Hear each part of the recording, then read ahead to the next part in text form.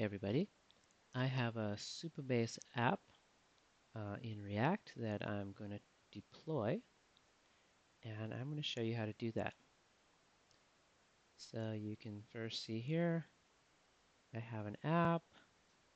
Basically, all it does is it gets my employees from my employees database, and it shows them in a list along with their favorite ice cream.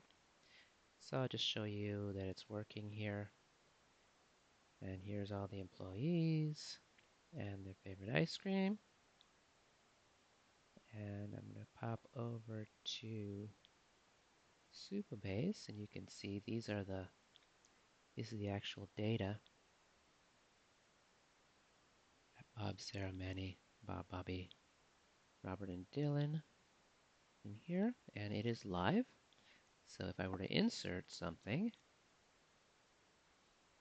James,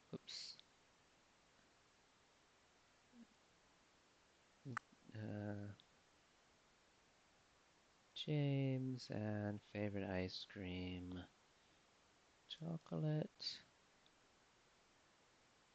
and so forth. So I'll put that in there. And if I go back to my development database, or I go back to my development page here, and if I reload, you'll see that new employee that I just put in. So it's live. Why is it live? Well, the reason why it's live is it has a Supabase URL, and this is the endpoint that it's using to get the data, and it has a Supabase anon key that it's passing to more or less authenticate itself. So you need those two in order to make Supabase, in order to connect with your Supabase database, right? So we have those in our env.local file. Env stands for environment, and these are called environment variables. And this little .env.local file is useful for keeping track of those. But you'll notice that this does not get pushed to GitHub. That env.local is ignored because we don't want to push keys to GitHub. Okay, so I'm going to show you how to deploy. So what I'm going to do is I am going to go to, let me go to Netlify, or Netlify, here, netlify.com. I'm going to log in, and what I'm going to do is I'm going to add a new project. So this will allow us to deploy a React project.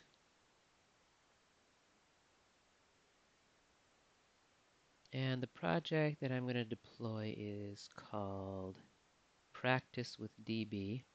That's just what I call it. And it's a React and Supabase kind of demo app. I showed it to you over here. That's exactly what it is. So I'm going to head over to back to my Netlify, and I'm going to search my repos, and I'm going to find the repo I want. Let's see. So it's going to ask me to configure this, and they do a really good job finding what you need for your defaults for configuration. You can choose which branch you're going to deploy from. I'll just deploy from main. And the build command is going to be correct. npm run build is what you need for Vite. And Vite by default publishes in the dist directory for distribution. We can ignore this one for now. But what we have to do is we have to add environment variables. This is what we've got to do. So I'm going to click in Add Environment Variables. I'm going to add key value pairs. We've got two key value pairs that we need. I'm going to have two, so I made two spaces for them. Remember these? I'm going to copy the key, and then I'm going to copy the value. So this way, my app will be able to know which URL endpoint to go to access the database. And then it's going to pass along the key as well for kind of validation or authentication. All right. So I'm going to deploy the app, and it's going to run. And this will take a couple minutes. And if you want to, you can watch it deploy. It has a log, and it sort of tells you what it's doing as it goes.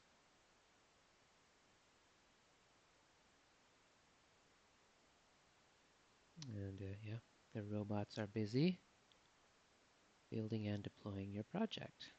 So you have to be a little bit patient. What it's going to do is it's going to spin up a kind of a virtual machine and what it's going to do is it's going to run npm run dev on their server, or npm run build to build your React app.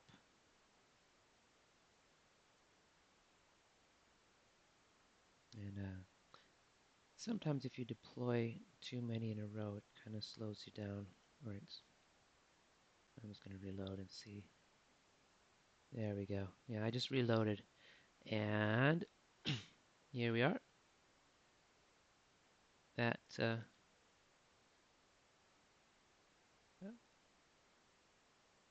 they go. So it initialized. Now it's going to build.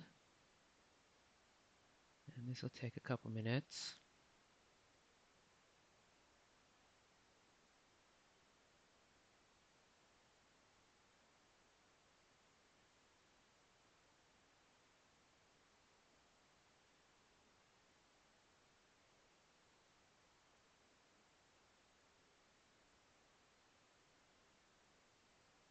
And you can just kind of watch it go. Oh, there it goes. It completed building, and these get checked off. Okay, they're all checked off. Great. So that took 50 seconds. And what I want to do is I'm going to scroll up to the top and open production deploy. This is where we're going to see our app. And there it is.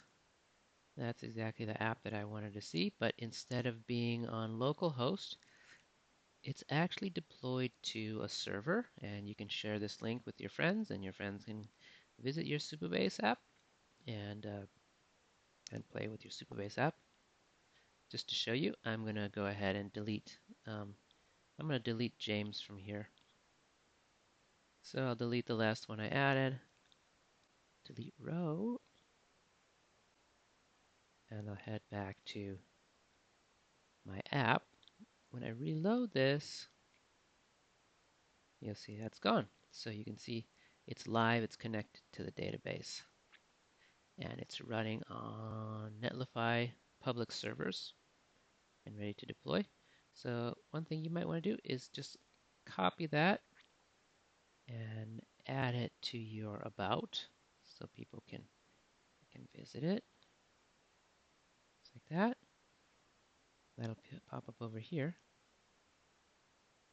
And maybe if you don't like the default name, you can actually go back to Netlify and change the, let me see, I think it's in project configuration. And you can change the project name.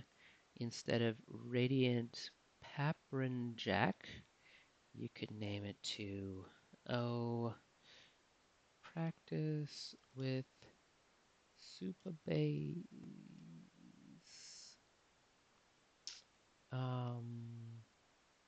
May 2025. Save that.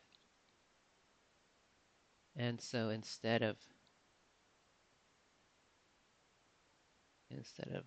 this default name, you're going to actually get a meaningful name to you. So you can put this in as whatever you want. to be .netlify.app. So I'm going to go ahead and change the address here. Save that.